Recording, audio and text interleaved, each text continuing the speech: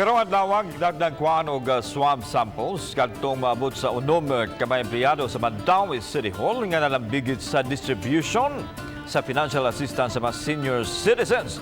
Kini human adunay nag-positibo sa coronavirus sa barangay nga ilang giserbisyuhan. Ang report ni Nico Serino. Natapos na ang Mandaue City Treasurer's Office sa distribution sa financial assistance sa mga senior citizens. Tag 4,000 pesos ang ilang giapod-apod sa mga kwalipikado nga beneficiaries nga gi-house to house. Apan may problema nga nasugatan dihang may mga senior citizens nga nagpositibo gikan sa duha ka barangay.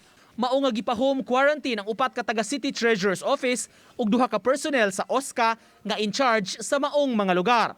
Matod ni City Treasurer Regal Oliva, gimonitor na hinuon ang ilang kondisyon. Ang City Health Office will be visiting them to conduct a swab test para sa ato ang mga empleyado.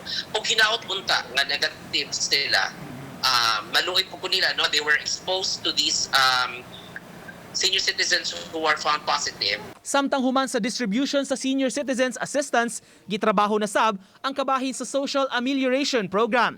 Matod ni Oliva na download o nadawat na sa Mandaue City ang pondo alang niini nga moabot sa 334 million pesos. House to house gihapon ang pamaagi sa distribution niini. Mag-agad sila sa Department of Social Welfare and Development. My office is more than ready to implement it already, but naghuwat na gid mi sa payroll sa mga katong beneficiaries aning SAP para makasugod na ni. Uban ni June Solon, Nico Sereno, Balitang Bisdak.